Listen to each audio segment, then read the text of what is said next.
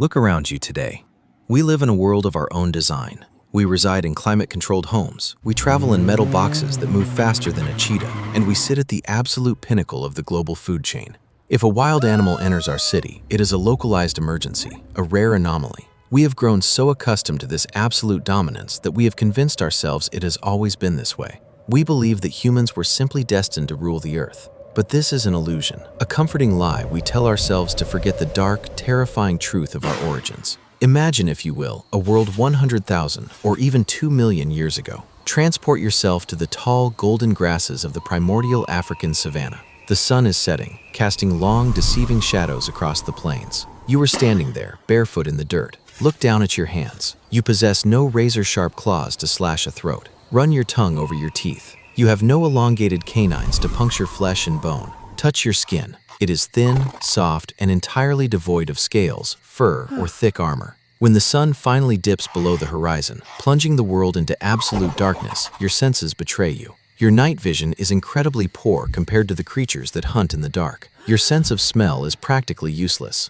Your hearing is mediocre at best. For the vast majority of our history, this was the daily reality for our ancestors. We were not the masters of the earth. We were not the apex predators proudly surveying our kingdom. We were the hunted. We were the prey. We were the menu. The archaeological record does not tell a story of human triumph in those early days. It tells a chilling story of survival and terror. The proof does not come from glorious cave paintings of victorious hunters, but from the silent, broken bones of the victims.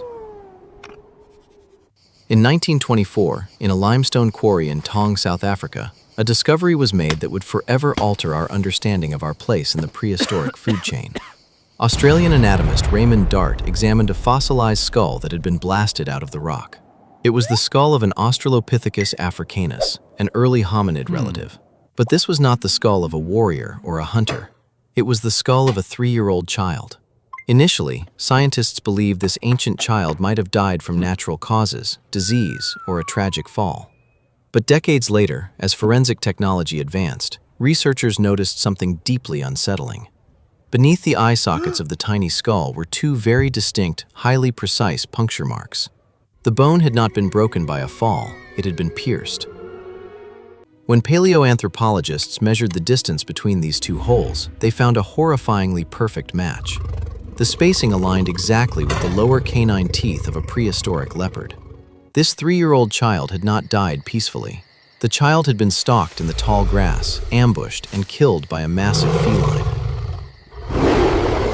And just like modern leopards do with their kills today, the predator likely dragged the child's lifeless body up into the branches of a tree to consume it away from scavenging hyenas, eventually dropping the skull into the cave below where it would rest for millions of years. The Taung Child is a grim reminder that our ancestors were constantly on the defensive, and leopards were just the beginning. Our world was shared with monsters of unimaginable scale and ferocity, creatures that today only exist in our darkest myths and nightmares. Imagine crossing paths with Smilodon, the infamous saber-toothed cat. This was a feline built like a heavyweight wrestler, armed with upper canines that could grow up to 11 inches long. That is nearly the length of an average human forearm. These fangs were not meant for chewing. They were precision daggers designed to deliver a single, catastrophic bite to the neck, severing the arteries and crushing the windpipe of their prey. A hominid caught in the open by a Smilodon had 0 chance of survival. If our ancestors managed to migrate out of Africa and into the Americas, they met an entirely new cast of nightmares. Among them was the giant short-faced bear, Arctodus simus. If you think a modern grizzly bear is terrifying, the short-faced bear was a creature from another dimension. Standing on its hind legs, it loomed nearly 12 feet tall, looking down on our ancestors from the height of a second-story window. It weighed over 2,000 pounds, and unlike modern bears, which are heavily built and somewhat lumbering, the long, slender legs of the short-faced bear were built for high-speed pursuit. Biomechanical studies suggest this massive beast could sprint at speeds exceeding 40 miles per hour. It could outrun a modern car in a residential neighborhood. Running away from it was a biological impossibility. When you compare early humans to these apex predators, or even to our closest primate cousins, our survival seems like a mathematical error. A chimpanzee, pound for pound, is significantly stronger than a human. Their muscle fibers are denser, built for explosive, tearing strength. A gorilla can crush a skull with a single strike. But humans? We were physically pathetic. Our transition to walking upright on two legs, bipedalism, came with a heavy cost. It exposed our soft, vulnerable abdomens to attack. It made us slower sprinters than almost any four-legged predator on the savannah.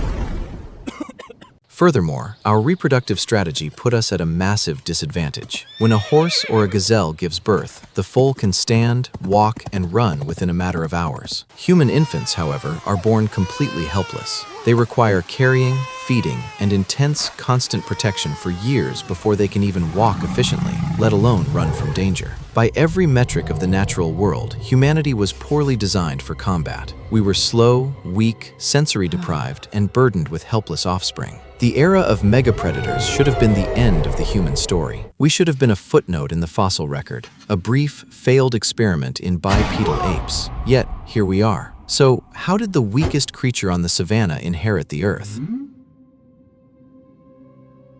The answer lies in the very weaknesses that threaten to destroy us. Because we could not win with brute strength, thick armor, or razor-sharp claws, the unforgiving laws of nature forced us into a corner. We had to innovate, or we had to die. Around 1 to 2 million years ago, a pivotal shift occurred. Homo erectus, an ancient ancestor, managed to harness a force of nature that terrified every other living creature on the planet. We claimed our first great weapon and our first true shield: fire. The mastery of fire changed the trajectory of our species overnight. For millions of years, the setting of the sun meant the beginning of terror. Predators ruled the night, and hominids could only hide in trees or caves, shivering in the cold, hoping to see the morning. But fire allowed us to push back the darkness. A campfire created a sanctuary of light and heat. It was a clear line drawn in the dirt, a demarcation zone. Predators, governed by millions of years of instinct, are naturally terrified of fire. For the first time in our evolutionary history, the monsters in the dark stayed in the dark. Humans could sit on the ground, talk, bond, and most importantly, sleep deeply and safely.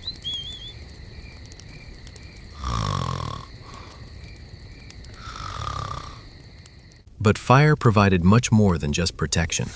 It fundamentally altered our biology from the inside out. Fire allowed us to cook.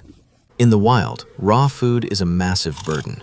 Before the invention of cooking, early hominids had to spend up to 8 hours a day just chewing raw roots, tough tubers, and raw meat. Digesting this raw material required an enormous, energy-demanding intestinal tract. Your body had to work incredibly hard just to extract the baseline calories needed to survive. Cooking changed everything. When you apply heat to food, it breaks down the complex carbohydrates and denatures the proteins. In essence, fire acts as an external stomach, pre-digesting the food before it even passes our lips. Suddenly, humans were extracting far more calories from their environment with a fraction of the effort. Because we no longer needed a massive digestive system to process raw food, our intestines shrank. This freed up an immense amount of biological energy, and evolution funneled that surplus energy into a single, incredibly calorie-hungry organ: the human brain. Thanks to cooked food, our brains grew larger, denser, and infinitely more complex. We developed heightened intelligence, foresight, and imagination. A larger brain was a profound gift, allowing us to outsmart our enemies. But intelligence alone does not catch a fleeing gazelle, and it doesn't feed a starving tribe. To transition from prey to predator, humans needed a physical advantage to hunt in the brutal daylight of the African savanna. This brings us to the greatest, most unexpected physical superpower of the human species. It wasn't venom, it wasn't a sudden burst of speed, it was our ability to sweat. In the animal kingdom, thermoregulation, the ability to control body temperature, is a matter of life and death. Almost all terrestrial mammals cool themselves by panting. Think of a dog on a hot summer day. When a lion or an antelope sprints, their internal body temperature skyrockets. Because they rely on panting to release heat, they can only run at top speed for short, explosive bursts. If an antelope sprints for too long under the midday sun without resting in the shade, its body will overheat, its brain will literally begin to cook, and it will collapse from severe heat stroke. But humans evolved differently. Walking upright on two legs meant that only our shoulders and heads were exposed to the direct, blistering rays of the sun, drastically reducing our solar profile. More importantly, we lost our thick fur and developed millions of eccrine sweat glands across our entire body.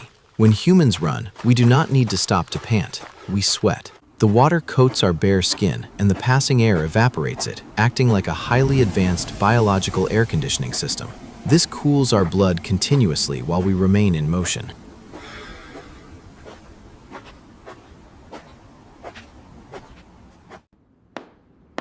This unique physiology gave birth to one of the most terrifying, relentless hunting strategies the world has ever seen: persistence hunting. Armed with a larger brain to track footprints and a body that could not overheat, early humans became the ultimate endurance athletes. Our ancestors did not need to be faster than an antelope, they only needed to be more stubborn.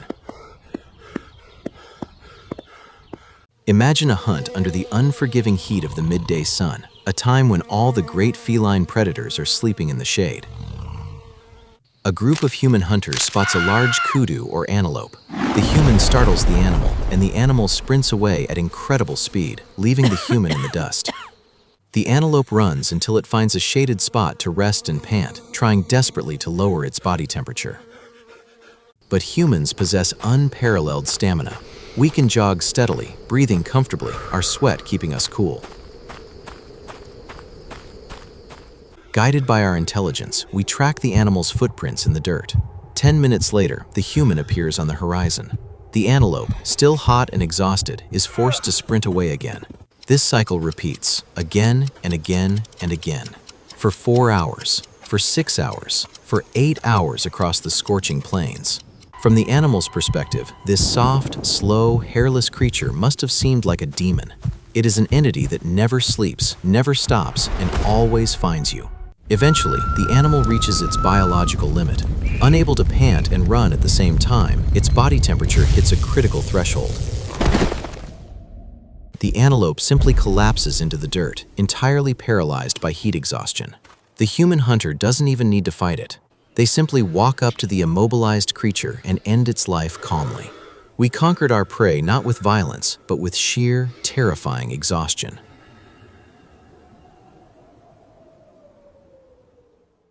Intelligence and endurance were powerful tools, but they alone could not guarantee the survival of our species in a world of giants. The final piece of the puzzle, the trait that truly made humans indestructible, was not a weapon of war. It was our capacity for deep, profound empathy. Once again, the fossil record holds a beautiful secret. In the Republic of Georgia, archaeologists excavated a site called Dmanisi, uncovering fossils of ancient hominids that lived nearly 1.8 million years ago. Among these remains, they found something extraordinary: Skull 5. Skull 5 belonged to an elderly hominid who had lost all of his teeth and his jawbone had completely resorbed. In the brutal, unforgiving reality of the wild, an animal that loses its teeth is handed an immediate death sentence. Without the ability to chew, starvation takes hold in a matter of days. Yet, forensic analysis of Skull 5 revealed a stunning fact. This individual had survived for years after losing his teeth. How is this mathematically possible? There is only one logical conclusion. His tribe did not abandon him. His fellow humans must have actively cared for him. They must have mashed up his food, chewed meat to make it soft enough for him to swallow, and protected him from predators when the tribe was on the move. In any other species, the weak and the old are left behind to preserve the strength of the pack. But humans realized that a toothless elder was not a burden. He was a library. He held decades of knowledge about the seasons, the watering holes, the migration patterns, and the medicinal plants. Our capacity for compassion became our greatest evolutionary advantage. Through the cognitive revolution, we developed complex language. We didn't just communicate alarm calls like monkeys. We could describe things that weren't there. We could plan ambushes, share abstract ideas, and pass down generational knowledge. We transformed the instinct of individual survival into a highly orchestrated collective strategy. We became a superorganism.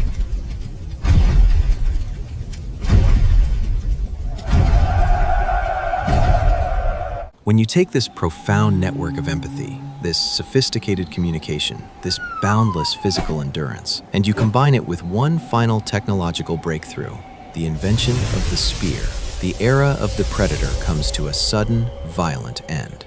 The spear, and later the spear thrower or atlatl, was the ultimate game changer. It granted humans the power of lethal force from a distance. We no longer had to wrestle with a bear or risk the bite of a saber-toothed cat. We could strike with devastating kinetic energy from 20 paces away. A pack of humans, coordinating flawlessly through language and armed with distance weapons, was a force of nature that no predator on Earth had evolved to counter. It was at this precise moment in geological history that the stage of the world flipped entirely. The prey had risen to become the ultimate hunter. We stopped hiding in the shadows, and we stepped into the light to conquer them. Carrying fire in our hands and spears on our backs, our ancestors walked out of Africa. We spread across the globe with terrifying efficiency. We adapted to the scorching deserts of the Middle East. We crossed the freezing land bridges of the Arctic, and we sailed across open oceans to untouched islands.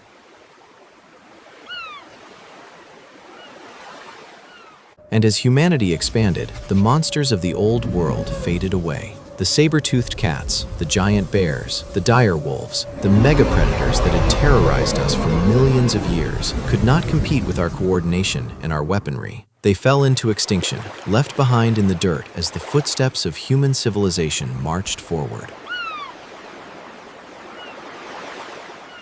From small, shivering creatures hiding in the tall grasses of the savannah to the undisputed masters of planet Earth, capable of splitting the atom and walking on the surface of the moon. This is not a simple story of muscles overcoming sharp teeth. It is a profound epic. It is the story of how a physically fragile ape used the boundless limits of its mind, the unyielding endurance of its body, and the deep, protective warmth of its heart to outlast every nightmare and become the most successful species in the history of our world.